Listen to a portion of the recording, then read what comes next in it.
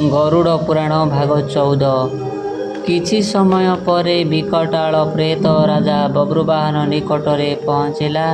ପ୍ରେତ ମନରେ ଶାନ୍ତି ହୋଇ କହିଲା, ହେ ନରେଶ, ଆପଣ ମୋତେ ପଚାରୁଥିଲେ ବ୍ରାହ୍ମଣକୁ ପ୍ରେତ ଘଟ କାହିଁକି ଦିଅନ୍ତି? ସେଇଆ କଲେ ପ୍ରେତ କ'ଣ ମୁକ୍ତି ପାଏ କି? ପ୍ରେତ ଘଟ କ'ଣ?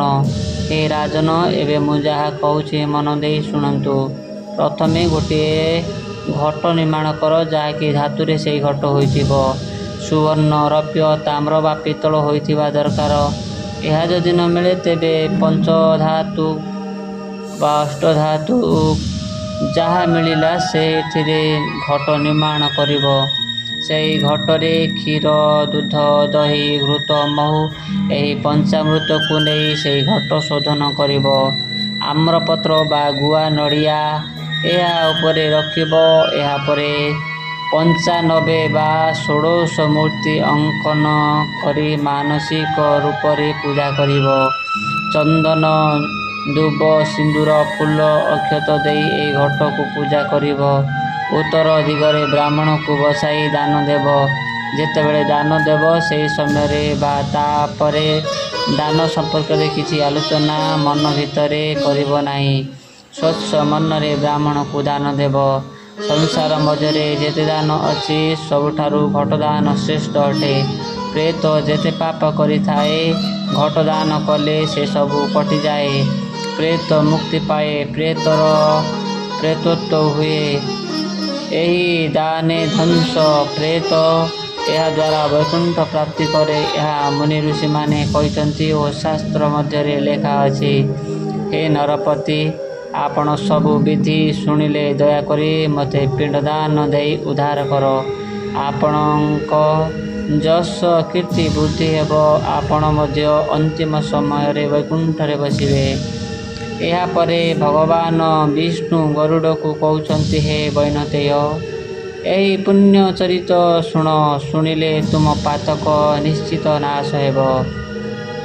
ପ୍ରେତବାଣୀ ଶୁଣି ରାଜା ବବ୍ରୁବାହନ କହିଲେ, ହେ ପ୍ରେତ, ମୁଁ ନିଶ୍ଚିତ ତୁମ ପାଇଁ ବିଧିରେ ଶ୍ରାଦ୍ଧ କରିବି। ରାଜା ବବ୍ରୁବାହନଙ୍କ ଠାରୁ ବଚନ ପାଇ ପ୍ରେତ ଖୁବ୍ ଶୀଘ୍ର ସେଠାରୁ ପଳାଇ ଆସି ଗୋଟିଏ ବହୁମୂଲ୍ୟ ରତ୍ନ ମଣି ଧରି ରାଜାଙ୍କ ନିକଟରେ ଦେଇ ବିନୟ ଭାବରେ କହିଲା, ହେ ରାଜା, ଏହି ମଣିରେ ଦିନହୀନ ଭାବେ ପ୍ରେତ ଅଛି।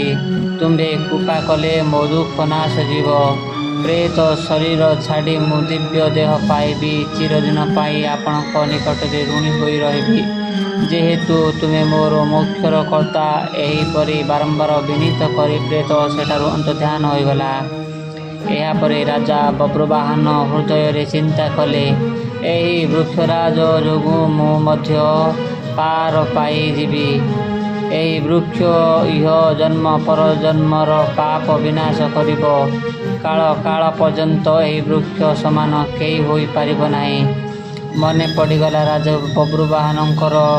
ଖୋଜିଲେ ତାଙ୍କ 4 ମନ୍ତ୍ରୀଗଣ ଓ ପ୍ରଜାମାନଙ୍କୁ। ମନେ ମନେ ଚିନ୍ତା କଲେ, ରଥୀ ସାରଥୀମାନେ ମୋତେ ଖୋଜି ଖୋଜି ନ ପାଇବାରୁ ରାଜ୍ୟକୁ ଫେରିଗଲେ କି? ମୋତେ ନ ପାଇକି ନିଶ୍ଚିତ ସେମାନେ ଫେରି ଯାଇଥିବେ। ମୋ ରାଜ୍ୟରେ ଏକଥା କହିଥିବେ ଯେ ରାଜାକୁ ଆମେ ବନ ମଧ୍ୟରେ ପାଇଲୁ ନାହିଁ। ରାଣୀ ସହିତ ଦାସ ଦାସୀମାନେ ନିଶ୍ଚିତ କାନ୍ଦୁଥିବେ। ମୋ ବିନା ସେମାନଙ୍କୁ ସବୁ ଅନ୍ଧାର ଦିଶୁଥିବ। ଆହୁରି ମଧ୍ୟ ଏକଥା ହୋଇପାରେ, ରାଣୀ ଅନ୍ୟ ସୈନ୍ୟମାନଙ୍କୁ ମୋତେ ଖୋଜିବା ପାଇଁ ବନକୁ ପଠାଇଥିବେ। ପୁନର୍ବାର ସୈନ୍ୟମାନେ ବଣକୁ ଆସିଥିବେ। ଗହନ କାନନ ମଧ୍ୟରେ ପଶି ସେମାନେ ମୋତେ ଖୋଜୁଥିବେ।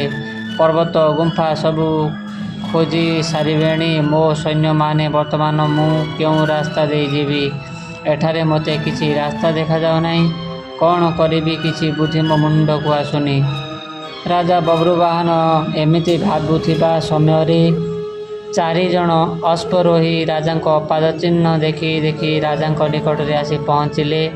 ସାରଥୀକୁ ଦେଖି ରାଜା ଆନନ୍ଦିତ ହେଲେ ଓ କହିଲେ, ଅଶ୍ୱ, ଠିକ୍ ଆମେ ଏଠାରୁ ଚାଲିଯିବା। ଶିକାର କରିବା ଆଉ ମୋହର ଦରକାର ନାହିଁ। ଗୃହକୁ ଫେରିବା ମୋହର ନିହାତି ଦରକାର। ପ୍ରେତ କଥା ଶୁଣି ମୋ ମନ ବ୍ୟାକୁଳ ହେଉଛି।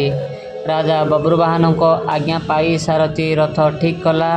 ନଗର ଅଭିମୁଖେ ରଥ ଚାଲିଲା। ରାଜା ନିଜ ଗୃହରେ ପ୍ରବେଶ କଲେ। ଯେତେବେଳେ ଦିନମଣି ସେତେବେଳେ ଅସ୍ତ ହୋଇଗଲେ।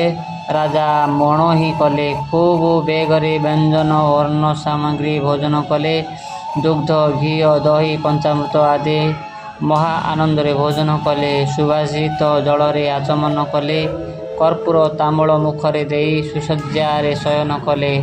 ବନରେ ଯେତେ ପରିଶ୍ରମ ଲାଗିଥିଲା ଉତ୍ତମ ଶୟନ କରିବା ପରେ ସେ ସବୁ ପୀଡ଼ା ରାଜାଙ୍କ ଦେହରୁ ଚାଲିଗଲା। ସକାଳ ହେଲା। ସୂର୍ଯ୍ୟ ଉଦୟ ହେଲେ। ନୃପତିଙ୍କର ନିଦ୍ରା ଭାଙ୍ଗିଲା। ରାଜା ବଭ୍ରୁବାହନ ପ୍ରେତ କଥା ଚିନ୍ତା କଲେ।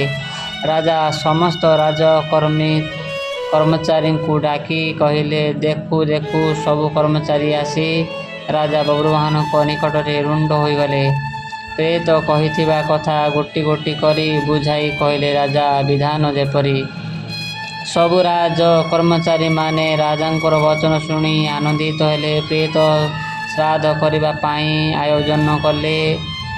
ବେଦଜ୍ଞ ବ୍ରାହ୍ମଣମାନଙ୍କୁ ଡକାଇଲେ। ପ୍ରେତ ଯେପରିକି କହିଥିଲା ସେହିପରି ପିଣ୍ଡଦାନ ଦେଲେ। ଶାସ୍ତ୍ରରେ ଷୋଡ଼ଶ ଦାନ ଦେବାର ବିଧି ଦେଖି ସେହିପରି ଦାନ ଦେଲେ। ବ୍ରାହ୍ମଣ ମନ୍ତ୍ର ଉଚ୍ଚାରଣ କରି ସବୁ ସିଦ୍ଧ କରିବା ପରେ ରାଜା ବଭ୍ରୁବାହନ ଘଟଦାନ ଉତ୍ତମ ବ୍ରାହ୍ମଣ ହସ୍ତରେ ଦେଲେ।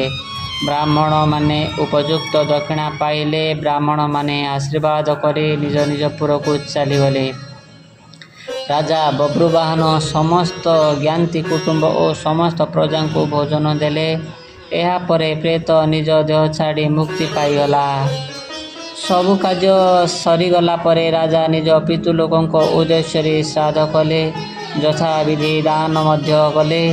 ଏହାପରେ ରାଜା ବଭ୍ରୁବାହନ ଗୋଟିଏ ସଭାର ଆୟୋଜିତ କରି କହିଲେ, କ୍ଷତ୍ରିୟ ବୃତ୍ତି କରି ମୃଗୟାକୁ ଯାଇଥିଲି। ମୃଗକୁ ଦେଖି ବନ ଭିତରେ ପଶିଲି। ମୃଗକୁ ପାଇଲି ନାହିଁ। ପ୍ରେତକୁ ଦେଖିଲି। ପ୍ରେତ ମୁଖରୁ ଅପୂର୍ବ ଚରିତ୍ର ଶୁଣିଲି। ମୋ ମନରୁ ସଂଶୟ ଦୂର ହୋଇଗଲା। ହେ ମୋର ପ୍ରିୟ କର୍ମଚାରୀଗଣ, ମନେରଖ, ପିତା ଯଦି ପାପକାର୍ଯ୍ୟ କରିଥାଏ, ଉପଯୁକ୍ତ ପୁତ୍ର ପ୍ରେତ କାର୍ଯ୍ୟ କଲେ ପିତା ନିଶ୍ଚିତ ନିସ୍ତାର ପାଏ। ପିତା ମାତାଙ୍କର ପ୍ରେତ କାର୍ଯ୍ୟ ଯଦି ପୁତ୍ର କରେ ତେବେ ପିତା ମାତା ବୈକୁଣ୍ଠରେ ବସନ୍ତି।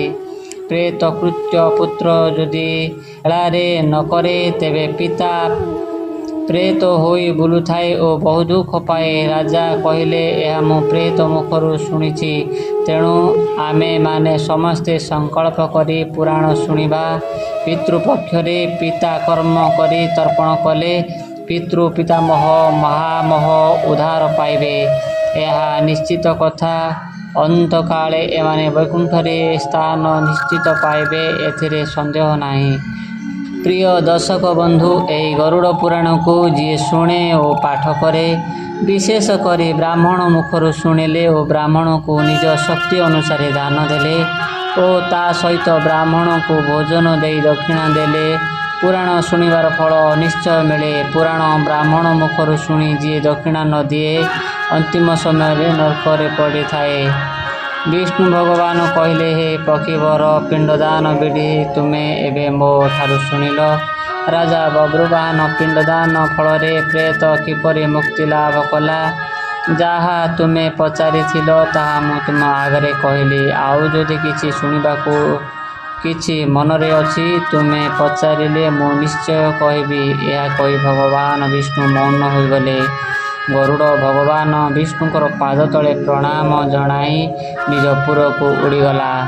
ଇତି ଶ୍ରୀ ଗରୁଡ଼ ପୁରାଣେ ନମସ୍ୟ ଉପାଖ୍ୟାନେ ପିଣ୍ଡଦାନ ବିଚାରଣମ୍ ନାମ ସପ୍ତମ ଅଧ୍ୟାୟ।